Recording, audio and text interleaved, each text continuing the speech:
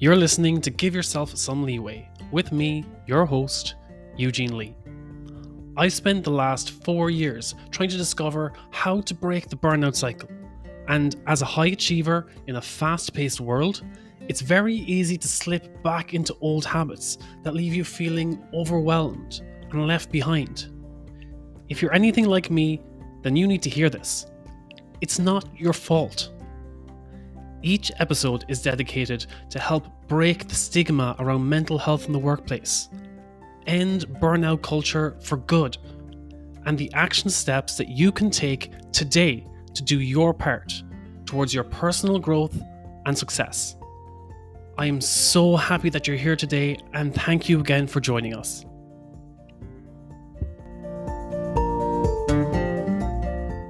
Over the next few weeks, everyone's going to start feeling a little more festive.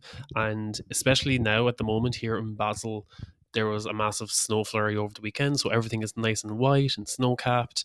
And it really helps to feel a bit more cozy inside and getting ready for the coming up to Christmas. But often, a lot of people tend to overlook the fact that there are so many factors that come into play in the holiday season that can leave you feeling overwhelmed and stressed. And especially if you're a high achiever, an overachiever, a people pleaser, or perfectionist, these behaviors you can self sabotage yourself in so many ways over the next coming weeks because of the narratives that come with these mindsets, these conditioning beliefs that we've had for years. And if you don't become aware and address these as they come up, address these stressors in your environment, then it can have a massive impact on how you deal with your emotions and how you navigate these situations over the coming weeks. So first I want to bring to light, help you become more aware of what are the factors that can contribute to making you feel overwhelmed during the holiday season, because you're going to be spending a lot of time with family or with friends, or you have so many social events over the coming months, especially around after Thanksgiving and Christmas and New Year's. And this can leave a lot of people feeling overwhelmed because there's this sense of social obligation that I need to meet everyone over the next few weeks. I need to make the time to meet everyone, and I can't let everyone down. There comes the people pleasing. There comes the perfectionist that you can't see yourself as a failure by not being able to make it to all these social events. That you need to make time. You have to submit to all that pressure of I have to be there for that friend group. I have to be there for that friend group. I have to be there for that family member. I can't miss it on that event. And along with being obligated to all these events, sometimes the family dynamics comes into it too, because some family, we're all there. There's different families and different friends that just don't get along anymore. Yet you're divided between different family and friend groups, and you're like, oh well, if I attend this event, then I'm going to have to attend that event so that I'm seen as neutral, or as that I'm seen as being there for both parties.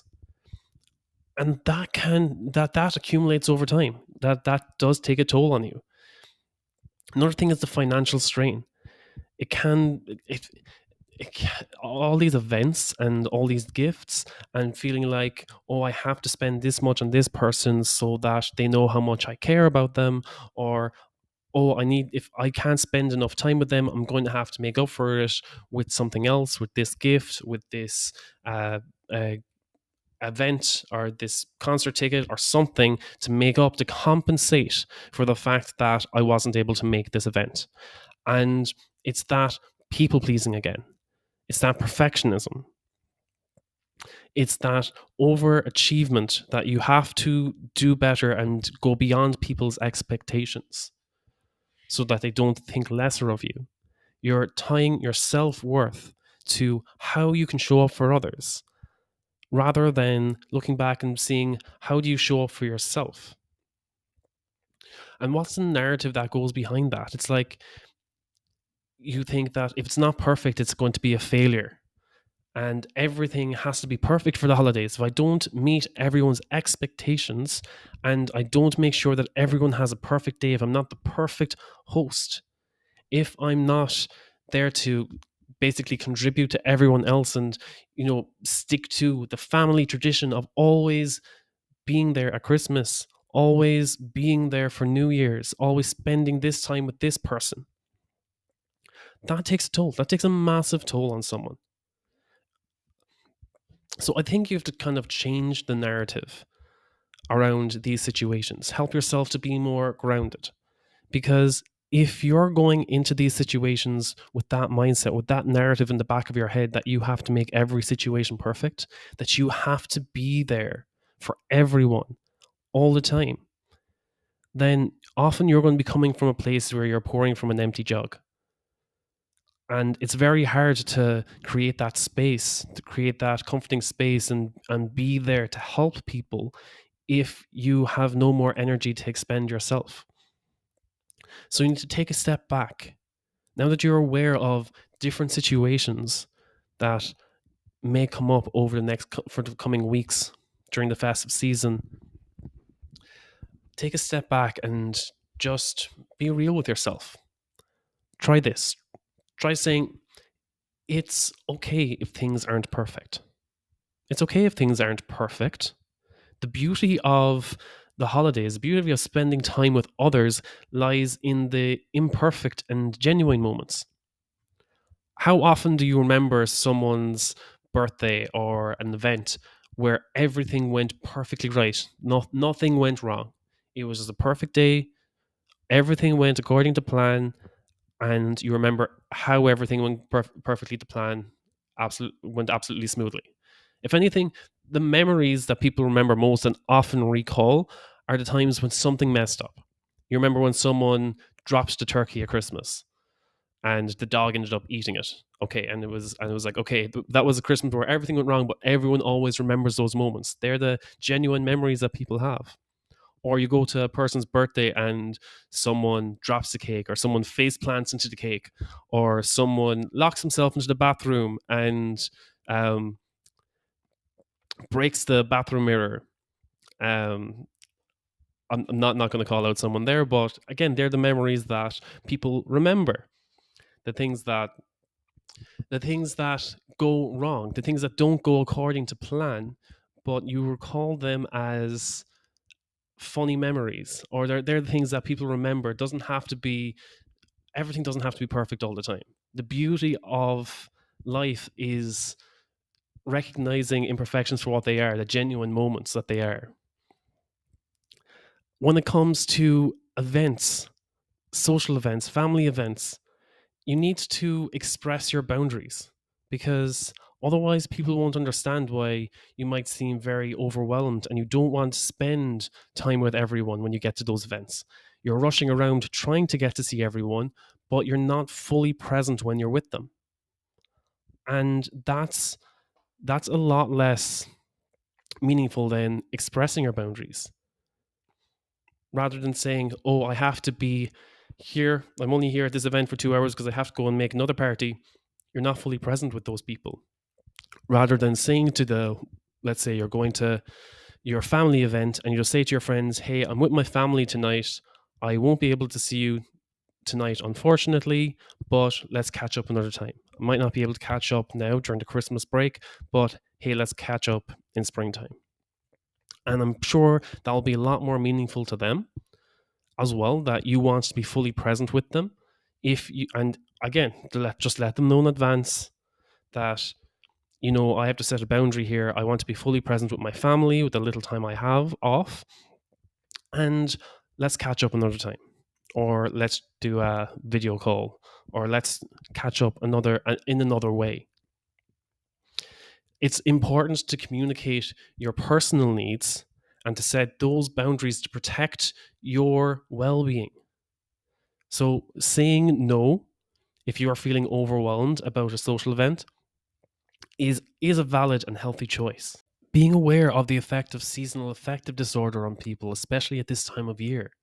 We have less sunlight, and it can really affect people's emotions, the change in the weather, the change of not being able to see everyone every day.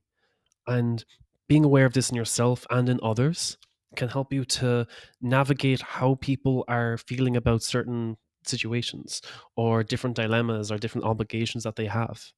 And having a better understanding of why someone is feeling that way, rather than avoiding those feelings, rather than feeling guilty that you're not happy go lucky all the time and getting in with the festive holiday spirit. Stop telling yourself that you shouldn't feel sad during the festive holidays.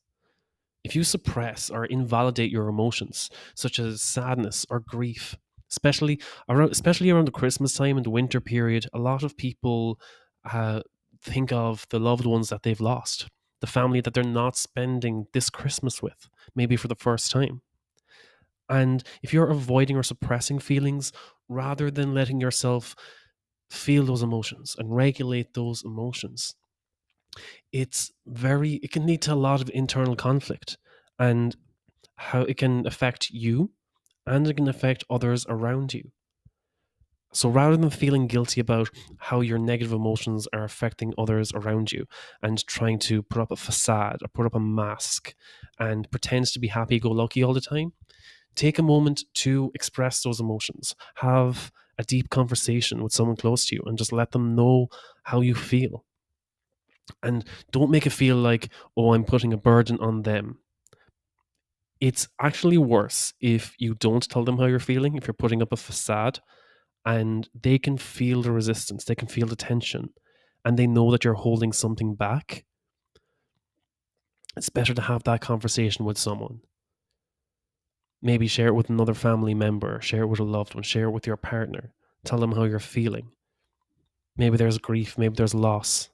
Maybe there's just this kind of feeling of just, again, a general sadness that, look, things aren't going the way I thought they'd be. Things don't always go to plan, especially coming into winter and you feeling that financial strain or that feeling of, I don't know what my purpose is going into 2024. This year flew and none of my expectations or none of my goals have been realized. And that can place a lot of strain on you too. Reframing everything and just, sharing your feelings with someone, or at least venting it out loud, making those frustrations feel a bit more tangible, helps you stop that negative self-judgment in your own head. So going into the holiday season, first of all, become self-aware of what are the factors that can contribute to feeling overwhelmed. Is it the perfectionism? Is it the social obligation to attend all family and friends events? Is it this financial strain that you feel that I need everything to be perfect and I don't know if I can afford to make this the perfect Christmas for everyone? And you feel guilty because maybe you're feeling sad, or maybe you're experiencing grief and you don't want to be a Debbie Downer and you just don't want to share that or bring other people down with you. So you try to be happy go lucky. You need to change the narrative and start taking care of yourself first. Show yourself some compassion. Show yourself some kindness. Change that narrative to, in order for me to be my best around other people, I need to take care of myself first. I can't pour from an empty jug. I need to prioritize taking care of myself and my own energy and my own level of presence around others. I need to set boundaries. Self-care is your priority. Your emotions are valid. So regulate your emotions, experience those emotions, don't push them down. If you're feeling sad, reach out to someone, connect with loved ones. If you feel overwhelmed with all of the events going on over the Christmas period and New Year's, just establish boundaries. You can't meet everyone, but you can spend time with those that matter most. So establish those boundaries, and if you can't meet up with everyone, it's not the end of the world.